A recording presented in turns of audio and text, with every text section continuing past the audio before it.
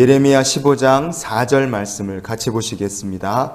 유다왕 히스기야의 아들 므낫세가 예루살렘에 행한 것으로 말미암아 내가 그들을 세계 여러 민족 가운데에 흩으리라. 아멘. 오늘 본문 말씀을 보시면 이스라엘 백성들이 세계 여러 나라 가운데 흩어지게 될 것이다. 하나님 그렇게 말씀하십니다. 그 이유가 무엇이냐? 므낫세라는 사람이 예루살렘에 행한 일 때문에 그렇다. 하나님 말씀하셨죠. 그러면 므낫세라는 사람 도대체 뭘 했길래 하나님 이렇게 말씀하셨느냐? 열왕기하 21장의 11절 말씀을 우리가 같이 보시겠습니다. 유다왕 므낫세가 이 가증한 일과 악을 행함이 그 전에 있던 아모리 사람들의 행위보다 더욱 심하였고 또 그들의 우상으로 유다를 범죄하게 하였도다. 아멘. 하나님 보시기에 심판받을 만한 일들이 무엇이었느냐는 열왕기하 21장 앞부분에 자세하게 나와 있습니다. 게다가 우상으로 유다를 범죄하게 했다. 자기 개인만 그릇된 길을 가는 것이 아니라 나라의 왕으로서 완전히 잘못된 길로 백성들을 이끌었어요. 그런데 그 아버지가 히스기야 왕이었습니다. 믿음의 아버지가 자기 아들을 우상 숭배자로 만들었을까? 믿음의 아버지가 자기 아들에게 가증한 일을 행하는 사람으로 가르쳤을까? 그러지 않았을 거예요. 그런데 왜 므낫세는 가증한 일을 행했고 우상을 숭배하며 아주 작정을 한 사람처럼 남유다 백성들을 하나님으로부터 멀어지게 만들었을까요? 그것은 그가 하나님께 의지적으로 대항을 했기 때문에 그렇습니다. 하나님께 대든 거예요. 그 계기가 무엇일까? 열왕기하 21장의 1절 말씀을 우리가 이어서 보시겠습니다. 므낫세가 왕이 될 때에 나이가 12세라 예루살렘에서 55년간 다스리니라. 아멘. 12살에 히스기야를 이어서 왕 됐다 그랬죠. 그럼 히스기야가 므낫세를 언제 낳았겠습니까? 15년을 하나님 더 살게 하셨어요. 그 기간에 얻은 아들이 바로 므낫세입니다. 나이를 대충 계산해 보면 아마 히스기야가 42살쯤에 얻은 늦둥이 아들이 이 므낫세라고 우리가 생각할 수 있어요. 그러니 히스기야 입장에서 보면 므낫세가 얼마나 이뻐요. 늦게 낳은 아들이지만 동시에 알잖아요. 하나님께서 내게 주신 생명은 15년 딱 정해져 있습니다. 그래서 한 해 한 해가 갈수록 므낫세가 크면 클수록 그거는 히스기야 입장에서 보면 약속하신 기한이 찾아오고 있다는 뜻입니다. 그러니 아버지 입장에서 보면 어쩌면 시한부 인생을 사는 사람인데 므낫세를 볼 때마다 애틋한 마음이 가득했을 거예요. 아버지의 사랑을 한 몸에 받았을 게 틀림없을 므낫세가 어느 날 아버지를 갑자기 잃은 겁니다. 약속하신 때가 됐기 때문에요.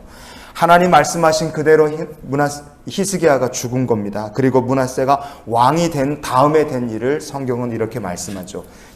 행하여라는 말이 있습니다. 악을 행하여. 이게 행하여라는 말이 번역된 히브리어 말씀이 바야스라는 말입니다. 이 바야스라는 말이 뭐냐면 앞에 있는 1절의 말씀 그 뒤에 일들을 행하였다는 뜻입니다. 그러니까 1절에 왕이 됐잖아요. 12살에. 그리고 나서 그가 한 일이 뭐냐? 악을 행했다는 겁니다. 그럼 어떤 의미로 해석할 수 있냐면 아버지가 죽기 전, 히스기야가 죽기 전 12살 될 때까지 이 므낫세라는 사람은 악을 행하는 사람이 아니었다는 뜻이에요. 정말 말씀대로 잘 양육받고 하나님 은혜 속에서 믿음으로 잘 자라서 아버지 못지않게 훌륭한 믿음의 리더가 될 만한 사람으로 하나님 안에서 그가 잘 자란 겁니다. 그런데 왕 되자마자 이 사람이 마음을 급변해서요. 그때부터 나쁜 짓을 행하는데 아주 작정을 하고 나쁜 짓을 행하기 시작했다는 뜻입니다.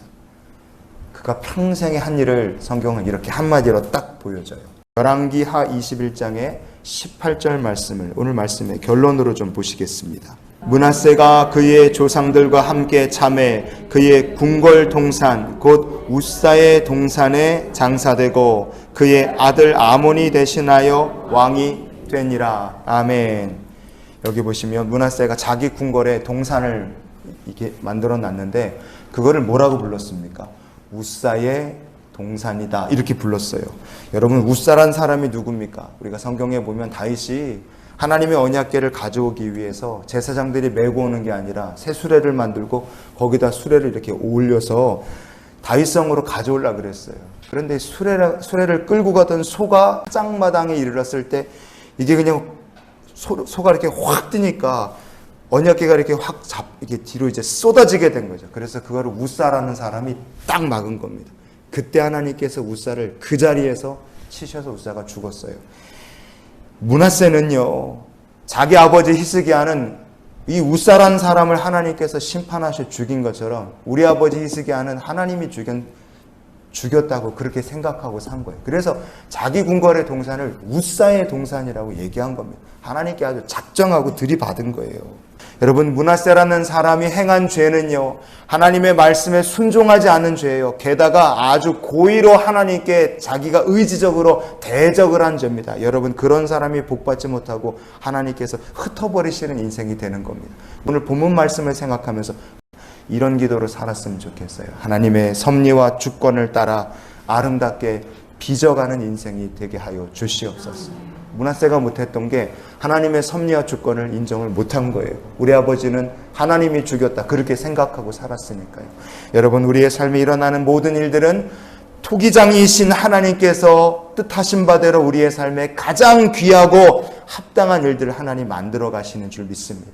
아버지의 죽음을 인정하지 못해서 하나님께 대적했던 므낫세 같은 사람이 아니라 나는 진흙이고 하나님은 토기장이십니다. 주의 섭리, 주의 주권에 온전히 순종하면서 하나님과 동행하고 은혜로 빚어가시는 인생 귀한 날이 되시기를 주의 이름으로 축원을 드립니다.